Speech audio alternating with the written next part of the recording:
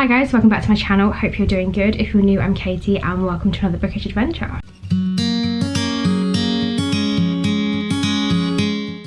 So today we're going to be doing the books I got for Christmas. This video is slightly delayed and should have been last week, but I just didn't have any time, so that's what happened. So I actually got a pretty nice little stat. I don't often get lots of books, so this is really nice that I can actually sit down and be like, look at all the cool books that I can actually do a whole video on. So we're going straight in with two Neil Gaiman. So the first one is The Ocean at the End of the Lane and the second is Stardust. So basically I have been waiting for this, not series, but these books by Neil Gaiman to kind of get a new cover basically, and then they did, and I'm so excited because when I went on my Neil Gaiman journey, like, I don't even know how old I was anymore, I read the majority of his books on Kindle. I think I read Starbucks, I read Stardust, Coraline, Odd and the Frost Giants, and The Graveyard Boy. I read all of those. The rest of his books, so Good Omens, American Gods, The Ocean at the End of the Lane, I did those as ebooks on my Kindle. And I remember I read a lot of his books, and then I don't know if it just happened to be a coincidence that The Ocean at the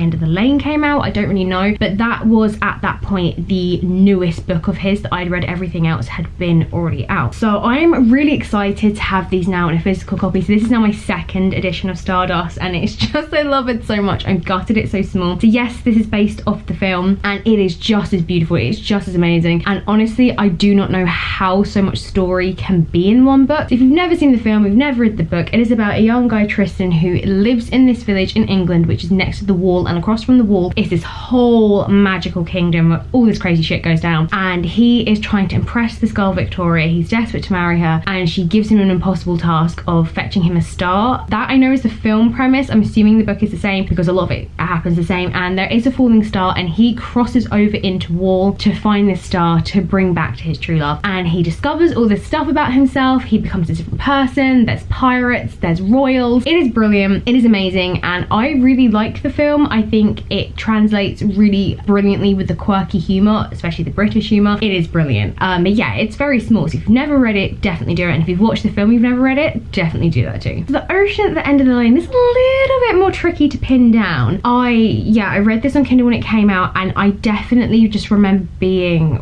really confused by it. I did enjoy it, but yeah, out of all the books of his I read at the time, this was the one that confused me, and I just think I struggled with the most, which is weird considering American Gods is very like huge, and I remember struggling a little bit with Good Omens just to find my feet because it was just such a different writing style, so I struggled a little bit. But I just remember this one being weird and almost like a fever dream. So it is about an adult. I think he goes back to the farm he grew up at, and it's that kind of thing that things aren't exactly how you remember as a kid. Things are really different, and his family would take in lodgers, and then one day their lodger disappears with their car, and then he gets found down the end of the lane and he has killed himself in it. From that he meets this young girl, and then he meets her family, and it kind of becomes clear that they are older than they appear. There is something magical about them. This is what I've had to look up because in general I do remember a lot of the basis of this book, but there's like a weird creepy nanny, and I remember that being very sinister. So I am really excited. I've wanted to reread this for a very long time because I just remember being a little bit kind of hazy on it. However, looking at some of the reviews, that is also kind of the vibe of this book, that you can't quite remember everything from your childhood the same exactly. And like The Ocean at the End of the Lane, it's a puddle at the end of the lane, but you know, when you're a kid these things are ocean, and she does say that it's actually an ocean, and I do remember just lots of crazy stuff happening in it, but I just can't quite get it all straight in my head, so I really want to revisit it. Next up we have is Kingdom of the Wicked. So I have seen this one a lot on Bookstagram, and I've kind of marked it as I need to like read more about it, and I just kind of kept forgetting, and several people I know have read it, and then eventually I saw Beth read it, and I was like, you know what, I was like, I'm gonna read her review, and it was really good, and I was like, oh, maybe I will read it. But again, I didn't know the plot, and then she got me it for Christmas, so thank you very much. I'm very excited to do this book. This is, yeah, very much up my alley. So this is another very, very popular one at the moment, so you probably have come across it if you haven't. It is about two twins, and one of them gets brutally murdered, and her sister decides that she's gonna find out who did it. She's gonna enact her revenge, and she comes across paths with one of the princes of hell, Wrath, and they are called the Wicked. He's like, yeah, I'm cool, let me help. He has his own agenda. He has been tasked with finding out about the murders on the island. They're on an island in Sicily. So I'm very excited because Sicily is not an island that A, I visited, but B, I've had lots of books based in. I feel like when books don't give a basis of where they're from, I think instinctively you go to a certain place in your head, and in my case it is ye old England. I just think that it's just a natural thing that I think people do if there isn't like a reference of where it might be similar to. I think you in your mind just automatically pick a background. So I'm excited to have something different. I also think that this is a modern book.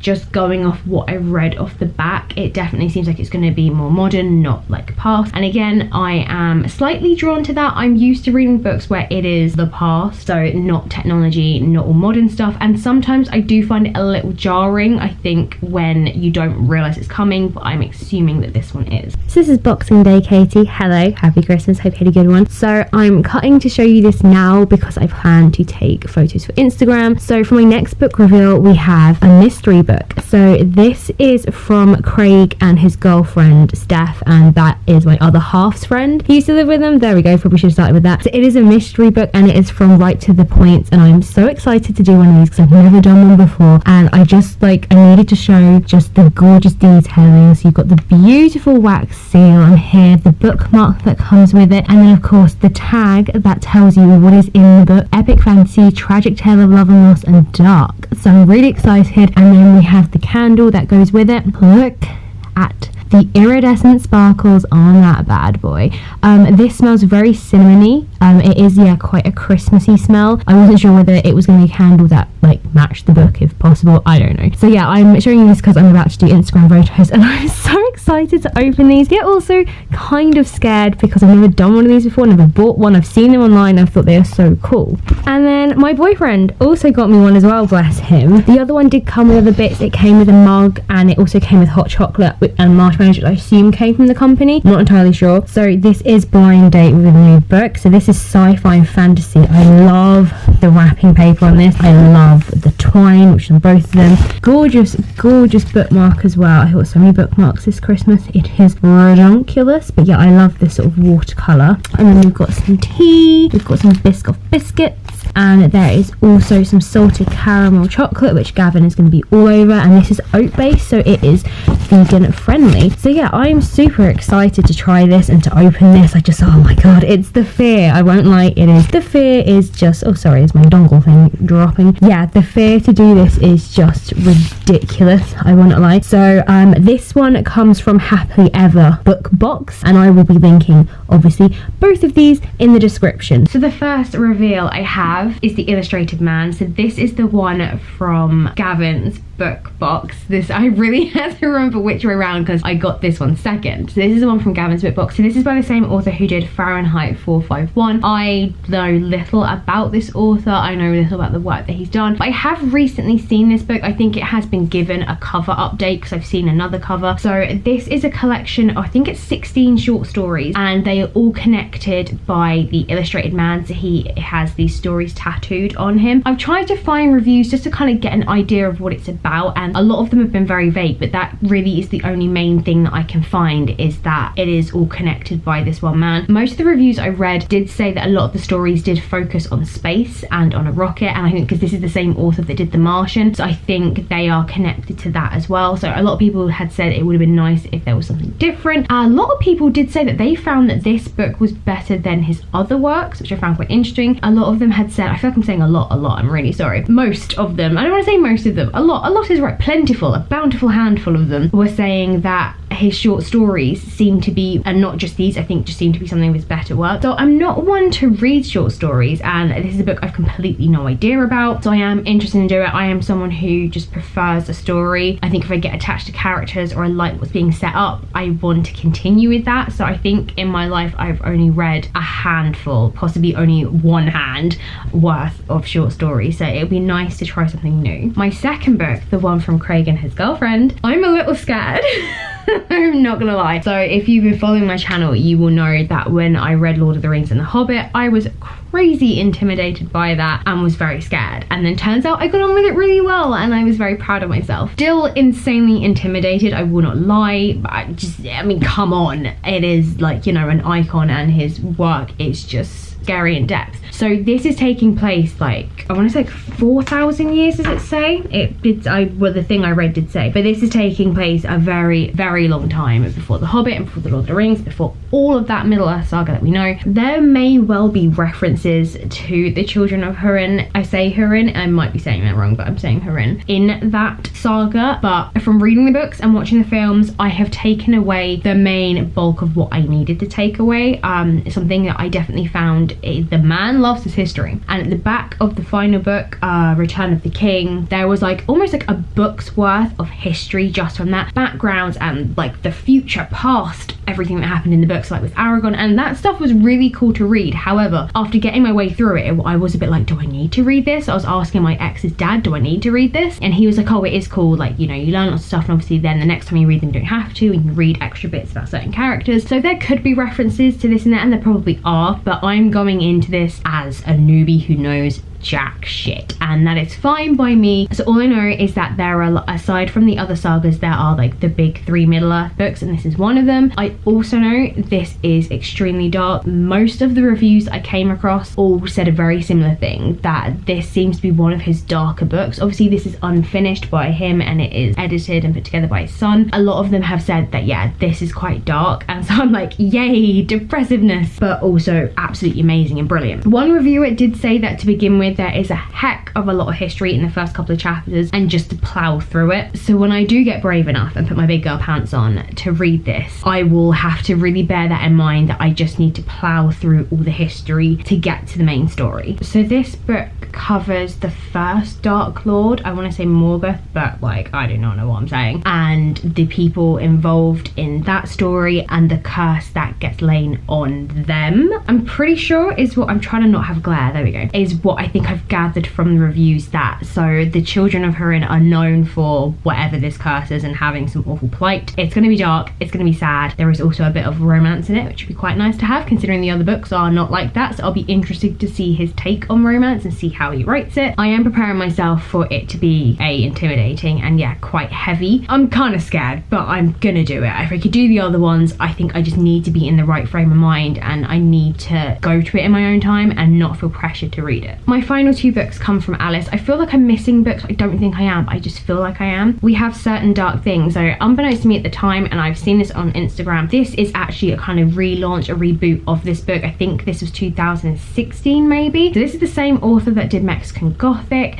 I've seen some other ones. I think it might say inside, hang on. Yeah, Gods of Jade and Shadow, which I am debating reading. So I'm wondering if maybe she got picked up by a different publisher, and because of these other books, they've just decided to relaunch and reboot this one, and I'm not mad because look at that cover. I'm very excited about this because this is indulging me in my love of vampires, and it is Mexican inspired vampires, so I'm really excited to have the lore of this. So it is centers about one person, and she's from one vampire drug cartel, and she's on the run from another one, and then she happens to meet this like street urchin homeless child, and they end up kind of banding together, and she can't really shake him off. It's a standalone. I'm really excited for it. I'm hoping it's amazing because I've never seen much about it, and being a standalone, you know, there is always the risk that it's just going to feel too rushed, or it's going to be like I desperately want more, which is a good sign because then I'll be like, yes, I loved it. So yeah, I am just really excited to just read something different when it comes to vampire lore. I'm really excited to have this Mexican twist on it. I think it's going to be so much fun. I love it. I watched From Dusk to Dawn, the TV series of the film version by Quentin Tarantino, and I loved it. I just loved all of it. I love it when stories that you know, you then see another culture's version of it. It's just something I absolutely adore, and I'm really excited to see this. It's set in Mexico City, and it just seems to be